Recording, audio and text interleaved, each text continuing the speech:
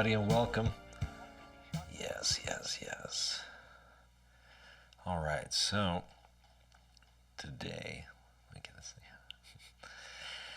Today, I want to demo this Bogen CHA 20 conversion amplifier that I've actually, this has been my personal amplifier for the last couple of years. I found this on the local Facebook marketplace, and when I went to go pick it up, the guy couldn't remember where he put it and had to dig around in his shed. But oh my gosh, it had all the original tubes. They all sounded great. Had to replace all the filter caps. I reworked the first preamp stage to have a cathode bias, and played with the input grid resistors and all that. I added a 1/4-inch speaker plug on the back. It looks like this. You can see there that we've got an impedance selector over there on the side. I've got it set up for 8 ohms right now because that is the speaker cab I'm running into. And that speaker cab looks like this. And I've got it mic'd up with a 57. And it's just going right into the mixer and on into the recording. So yeah, now I just want to start off by talking about the front panel, the controls, inputs, and then do a little demonstration, play you some music on this thing. So I've got my guitar plugged into the microphone input. This is the most guitar-friendly input. It's the one I've got set up that I reworked the bias and everything. It's an amazingly loud and clean sounding amplifier. And when I gig it, and I'll sometimes play Telecaster or pedal steel through this amplifier, I rarely go much higher than that, so for a push-pull 6v6 amplifier, its performance, its stage performance volume, it's a lot like a deluxe reverb that I used to have, where I rarely turned it up higher than 3.5 or so. Under those conditions, all that being said, it's a great amp for folks who like a pedal board. Over the years, I've kind of grown away from using a pedal board myself, so my pedal board has gotten smaller and smaller over the years. I do have my pedal board plugged in today, though, and it looks like this. I've got my Tube Screamer, Boss Tremolo, the Electro Harmonics Memory Boy, and I've got a custom expression pedal box that I built to control the Memory Boy. That basically is just a big knob and then an all-the-way button. So I like to set the top of the knob at oscillation and then press the button to get there at a moment. And you'll hear that when I demo the amp here in a second.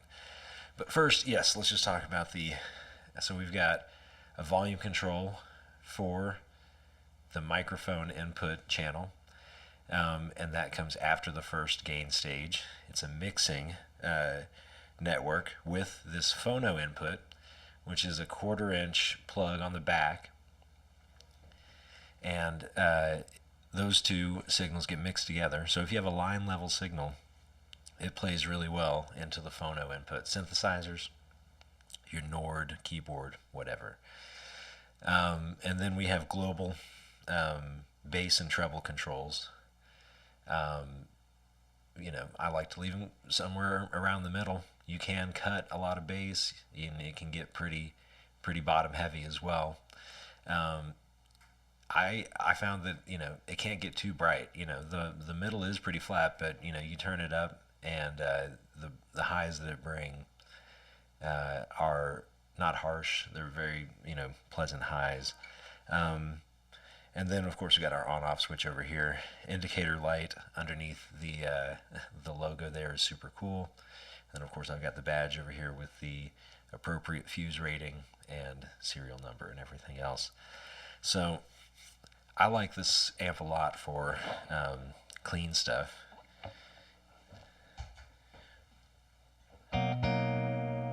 Especially with a little bit of the delay like I've got right now. So I'm going to play a little something here and let y'all hear what this amp does at, you know, a performance volume with a relatively clean signal, doing a relatively clean electric guitar thing. Here's the little arrangement I got.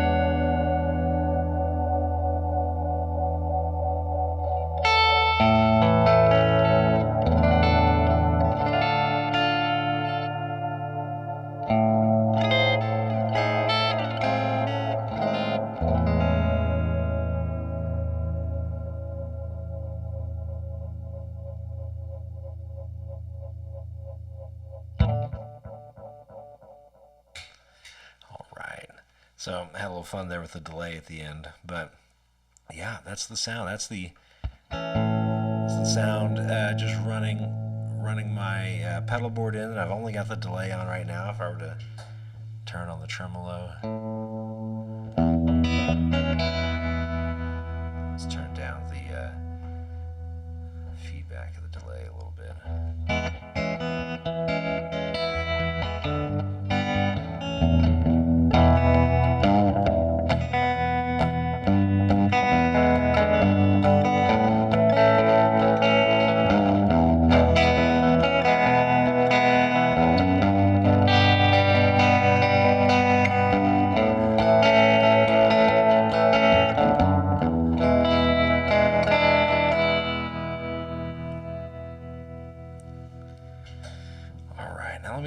Let me pull up the sampler again. I'm going to turn on the tube screamer and do a little overdriven sound with some delay, just soloing over one of these tracks. There we go.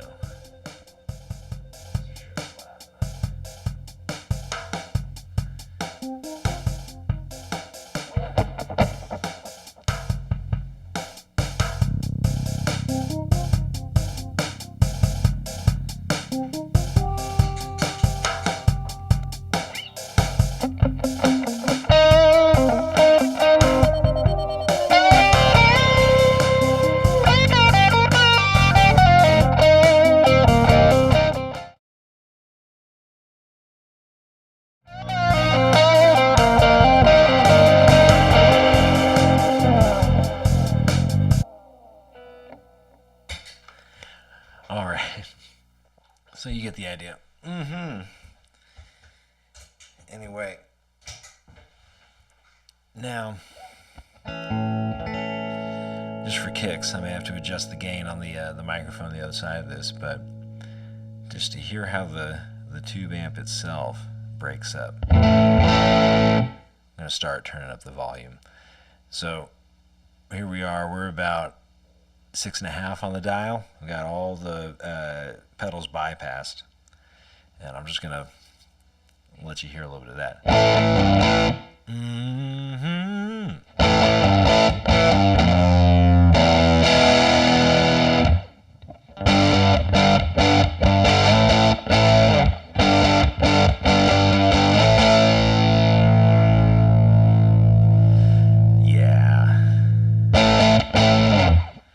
Now I've got that speaker cab in the other room. I'm listening to it through the mix. You know, at this volume, this amp is loud. And if you're in the recording studio, great. If you're at a gig, you may be making the sound guy mad at this point if you're wanting to play your amp overdriven. But, you know, we have ways to make that, you know, to accommodate that. Anyway, that's a pretty good crunchy tone.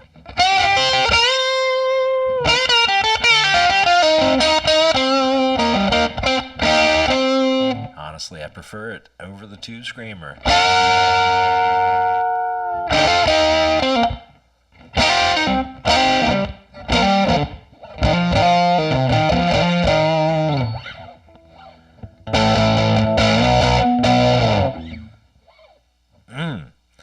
All right, let's try it a little bit more.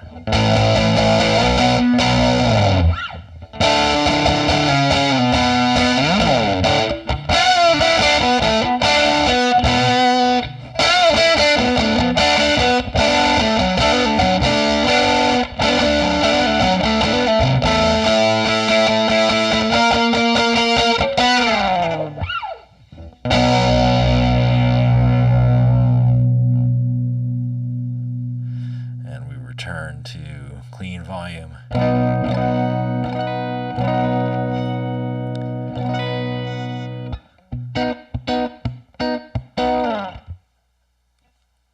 And that's pretty much what's up. I mean, there's a reason that after I converted this one, I kept it and I didn't post about it or you know, try to turn around and sell it right away, is that it was, you know, exactly what I needed for my gigs, for recording, for a lot of really fun applications. I drove a Leslie speaker cabinet with this Nord into the phono. I think it was the 8-ohm tap running to the Leslie speaker input. Now, mind you, this was a Leslie speaker with no amp inside of it, right? So this was the amplifier. It sounded great. It sounded amazing. Wish I still had that Leslie speaker. But anyway, thanks for listening. Thanks for checking it out.